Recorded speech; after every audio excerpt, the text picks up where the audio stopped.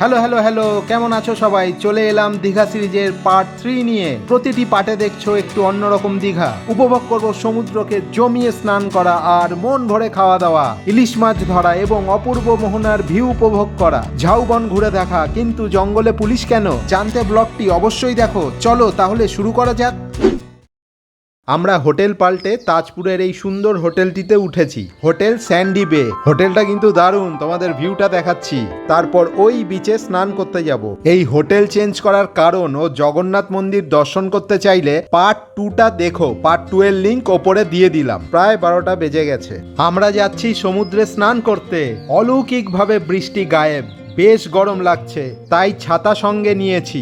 সামনেই বে অফ বেঙ্গল, এখানে ঢালাই করা। ওই দূরে বালির বিচে যাচ্ছি।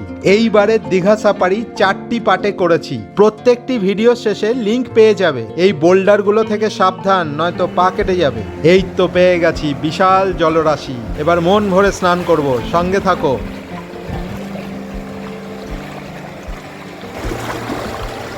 বলো, ছাতা নিয়ে স্নান করে কিরকম মজা লাগছে? ছাতা নিয়ে কেউ কোনদিন ছাতা নিয়ে ড্রাইভ কাটেনি, কিন্তু আমরা ছাতা নিয়ে ড্রাইভ কাটি। ছাতা নিতে হলো, রোদের তাপ প্রচন্ড লাগছে। ছাতা নিয়ে সমুদ্রে কিন্তু জলে শরীর চোবানো মাত্রই আরামে মন ভরে গেল।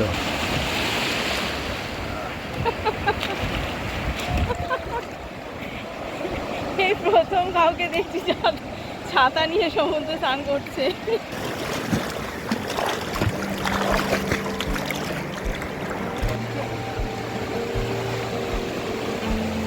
বেশ খোলামেলা, দারুণ লাগছে। ওল্ড বা নিউ দীঘার মতো না ভিড়ে ঠাসা না নোংরা জল, এই দুটোই এখানে নেই। বেশ শান্তিতে স্নান করতে পারছি। অনেক দূর পর্যন্ত চলে গেছি। না, এইবারে উঠতে হবে। প্রায় 3 ঘন্টা হয়ে গেছে। আজ আমাদের 4 দিন হলো। স্নান কমপ্লিট। দুঃখের বিষয়, আমাদের ছাতাটা আর আসতো নেই, ভেঙে গেছে। যাই হোক, তাড়াতাড়ি চেঞ্জ করে লাঞ্চের জন্য বেরিয়ে পড়লাম। সামনেই অম্রপালি সরকারি আন্ডারটেকিং রেস্টুরেন্ট, দারুণ রান্না করে। এখানে আমরা এখন লাঞ্চ করব। আর এই যে সমুদ্র, আর ওই আমাদের হোটেল, হোটেল স্যান্ড বে। রুমাল উঠছে, ঢুকে গেলাম খেতে। আর এই অম্রপালি রেস্টুরেন্ট সমুদ্রের নিকটে। এখানে খেতে বসলে হাওয়ায় থালা উড়ে যেতে পারে, তাই সাবধান। আমাদের খাবার চলে এসেছে। সর্ষে পটল, ডাল, চিংড়ি মাছ দিয়ে কিছু একটা, দেশি মুরগি। দারুণ খেলাম। বিকেল হয়ে গেছে, এইবার দীঘা বিচে একটু ঘুরে আসা যাক। আর জগন্নাথ দেবের মাসির বাড়িও দর্শন করে আসি, চলো। সৈকত সুন্দরী রোড ধরে চলেছি। সূর্য পশ্চিমে ঢলে পড়েছে, বেশ লাগছে। ওই যে সরু সুতোর মতো, ওটা চম্পা নদী। মাছ ধরার বড় বড় ট্রলার। গতকাল এই রাস্তা ধরেই গেছিলাম। এইখানে একটি কালী মন্দির আছে, নায়ে কালী। গতকাল রাতেই কালী মন্দিরটা দেখাচ্ছিলাম।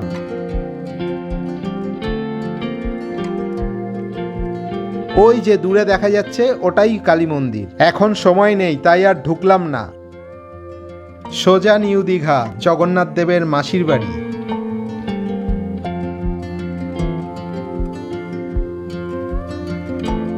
ওই যে চম্পা নদী আমাদের সাথে সাথে এসে এখানে সাগরে মিশেছে।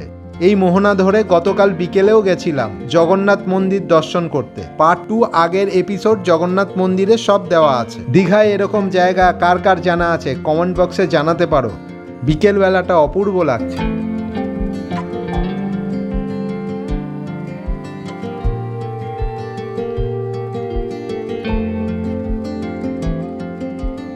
নিউ দীঘা থেকে আমরা এখন জগন্নাথ দেবের মাসির বাড়ির দিকে যাচ্ছি। এই গেট এখনো কমপ্লিট হয়নি, এটা মাসির বাড়ির ঢোকার গেট। এই হলো নবনির্মিত জগন্নাথ মন্দির। জগন্নাথ দেবের স্নান যাত্রার সময় এখানেই থাকে। এই মন্দিরও বেশি পুরনো না, দীঘাতে মনে হয় এটিই প্রথম জগন্নাথ মন্দির। এইবার মন্দির থেকে বিচে ঢুকে গেলাম একদম বাইক নিয়ে। এখন তো ব্যবস্থা ভালোই মনে হচ্ছে। এই হচ্ছে দীঘার জগন্নাথ মন্দিরের নবনির্মিত ঘাট। বিচের ওপর এই পাথর ও বোল্ডার বড় বিরক্তিকর। এর বদলে বালির চর হলে বেশি ভালো হতো। এইবারে একটু বসা যাক আর ঝালমুড়ি ও ঘুগনি সহযোগে সমুদ্রকে একটু উপভোগ করা যাক।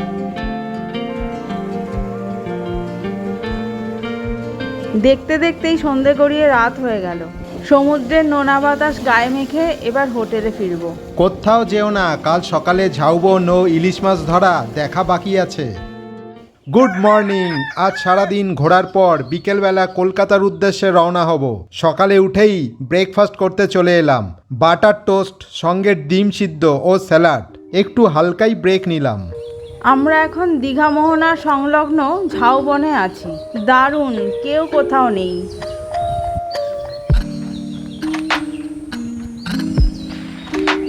ঘন জঙ্গল, মনে হচ্ছে পুরোটাই হেঁটে পার হয়ে যায়। এবার সবাই বলো, মনে হচ্ছে কি না অন্যরকম দীঘা? এই যে দূরে সমুদ্র, আর আমি পুরো রাউন্ড নিলাম, কোথায় কোনো লোকালিটি নেই। ওই সমুদ্রের পার হয়ে আমাদেরই যেতে হবে, ঠিক কি না? জংলি ফুলে চারিদিক ভরে আছে। আমরা অনেকটা ভেতরে চলে এসেছিলাম, হঠাৎ দেখলাম পুলিশ। কি একটা হয়েছে জঙ্গলে, নিশ্চয়ই কিছু মদমাতালের উৎপাত হয়েছিল, তাই পুলিশ। ঝাউবনে ঘুরে একটু স্থানীয় জেলে পরিবারের গিন্নির সাথে গল্পে বসলাম। জমি জায়গা বিক্রি করে দিই। ইনি খুব ক্ষিপ্ত প্রশাসনের উপর। পরিবারের সবাই মাছ ধরতে গেছে। আর ওই যে দূরে নিয়ে আসছে মাছ ধরে, চলো দেখা যায় মাছটা কি কি উঠেছে। উনি অপেক্ষা করছে, আমরাও অপেক্ষা করছি টাটকা ইলিশ মাছ দেখার জন্য। জাল ঝাড়া স্টার্ট হলো, এবারে হয়তো টাটকা ইলিশের দেখা পাবো। এইগুলো মনে হয় পার্শে মাছ। অনেক লোক জমে গেছে, সবাই উদগ্রীব। যাই হোক, একটু ভিড় ঠেলে দেখা যায়। কোনো কিলো নেই, শুধু 3,000। হ্যাঁ, এত টাটকা মাছ দাম তো হবে। ওহো, সিলভার কালার চকচক করছে, ফ্রেশ টাটকা পার্শে ও ইলিশ মাছ। ইলিশগুলো খুব বড় না, তাও ঠিক আছে। ওই বড় ইলিশগুলোর দাম 3,000 টাকা চাইছে। আমরা কি বরফ দিয়ে মাছ বিক্রি করছি দাদা। দাম শুনে আবার গুটি গুটি পায়ে জঙ্গলের দিকে রওনা হলাম। এই মাছ ধরা ইলিশ মাছ দেখে খিদেও বেড়ে গেছিল, তাই অম্রপালি রেস্টুরেন্টে চলে এলাম। আজও পাতে আমাদের দেশি মুরগি থাকলো। চলো স্টার্ট করি, আর ভিডিওটা এখানেই শেষ করলাম। নেক্সট পার্ট 4 অবশ্যই দেখো, আশা করি ভালো লাগবে। আর ভিডিওটি ভালো লাগলে অবশ্যই লাইক ও শেয়ার করো। দীঘা থেকে বাইকে রাতের রাস্তা কেমন লাগে সাবস্ক্রাইব করতে ভুলো না কিন্তু। ওকে, দেখা হচ্ছে নেক্সট পার্টে। সবাই ভালো থেকো।